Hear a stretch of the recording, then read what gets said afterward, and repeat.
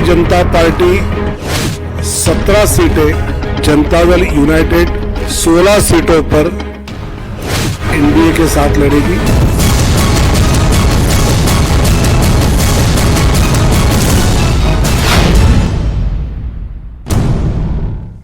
और अब बात करते हैं लोकसभा चुनाव की। शादी के 2 दिन बाद ही सीधे लोकसभा चुनाव का टिकट मिला है। इससे बड़ा गिफ्ट और क्या हो सकता है?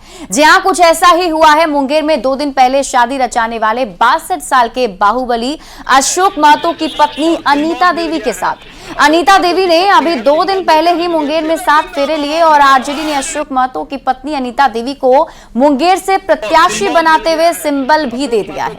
अशोक महतो ने 17 साल जेल की सजा काटी है। 10 दिसंबर 2023 को जेल से रिहा हुए थे, जिसके बाद वे लोकसभा चुनाव की राजनीति करना चाहते थे, लेकिन उन्हें टिकट नहीं मिलता। तो ऐसे में अशोक महतो ने पत्नी को चुनाव लड़ाने के लिए अनीता देवी से शादी रचाई है।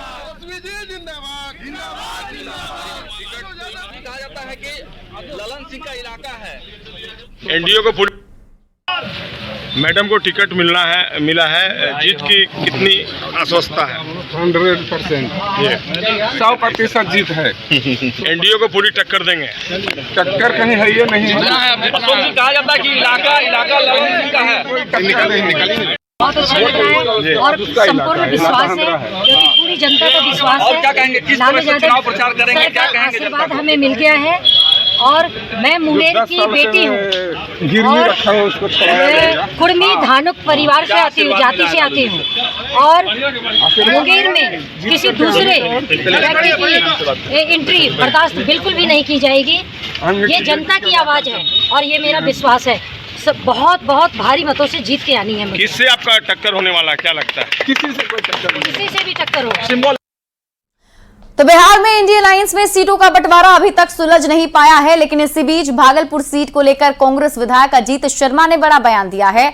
उन्होंने कहा है कि भागलपुर सीट पर अगर पार्टी लड़ने का फैसला करती है तो यहां से चुनाव उनकी बेटी नेहा शर्मा लड़ेंगी या फिर वे खुद भागलपुर सीट से चुनाव लड़ेंगे। आपको बता दें कि नेहा शर्मा बॉलीवुड अभिनेत्री हैं। उन्होंने कहा है कि भागलपुर की जनता और कांग्रेस के कार्यकर्ताओं की मांग है कि यहां से कांग्रेस ही चुनाव लड़े। सूत्रों की माने तो भागलपुर सीट कांग्रेस को देने पर राष्ट्रीय जनता दल भी राजी हो गया है। अब देखना यह है कि भागलपुर सीट पर उम्मीदवार की औपचारिक घोषणा इंडिया अलायंस कब करता है।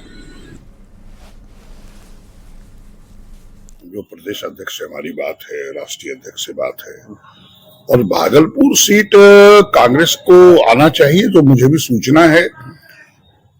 इसमें यह हुआ है कि चाहे अगर मेरी बिटिया नेहा शर्मा लड़ेंगी तो उनको लड़ना होगा और नहीं, अगर वो बिजी होगी नहीं लड़ पाएंगे तो फिर अजीत शर्मा हम चुनाव लड़ेंगे। ये पार्टी का हमको लगता है कि फैसला होना चाहिए। जहां तक चुनाव लड़ने की बात है तो पार्टी फैसला जो करेगी वो शर्मानी है, लेकिन हमको लगता है कि भागलपुर सीट जो सूचनाएं हैं, ऐसे तो मैं न अध्यक्ष हूँ, न प्रदेश अध्यक्ष हूँ, न राष्ट्रीय अध्यक्ष हूँ, न कोई हूँ, लेकिन हमें जो सूचना है कि भागलपुर में कांग्रेस पार्टी चुनाव लड़ना चाहती है और चाहती है हम या बिटिया नेहा शर्मा लड़े। क्योंकि हम तो विधायक भागलपुर से हैं, अभी आदरणीय नेहा बेटा से हमको बात नहीं हुआ है अभी तक। मैंने कहा है कि पार्टी चाहती है तुमको चुनाव लड़ना, अगर बोले कि हमको समय दीजिए, अगर वो तय करेगी तो वो चुनाव लड़ेगी, अगर पार्टी चाहेगी, नहीं तो मैं लड़ूंगा। और बीजेपी में शामिल होने के बाद जामा से जेएमएम विधायक रही सीता सोरेन आज पहली बार रांची लौट रही हैं।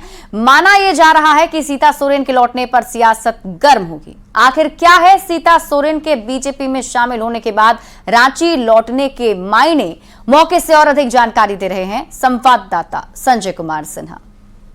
बीजेपी में शामिल होने के बाद सीता सोरेन पहली बार दिल्ली से रांची लौट रही हैं। रांची एयरपोर्ट पर बीजेपी की ओर से उनके भव्य स्वागत की तैयारी है। सीता सोरेन का परिचय सिर्फ इतना नहीं कि वह जामा से जेएमएम विधायक रही हैं, बल्कि झारखंड के सबसे बड़े और रसूख वाले राजनीतिक परिवार सोरेन परिवार की वो बड़ी बहू भी हैं। लेकिन सबसे बड़ी बात यह है कि अब सीता सोरेन बीजेपी का दामन थाम चुकी हैं और देखना यह होगा कि सीता सोरेन को लोकसभा चुनाव के दौरान कौन सी और कहां की जिम्मेदारी दी जा सकती है। सूत्रों से मिली जानकारी के मुताबिक सीता सोरेन दुमका सीट से उतर सकती हैं और अगर जेएमएम की ओर से उस सीट से हेमंत सोरेन उतरते हैं तो फिर यह चुनावी लड़ाई महज दो सियासी दलों के बीच नहीं बल्कि परिवार के आपसी वर्चस्व को लेकर भी यह चुनावी लड़ाई साबित होगी।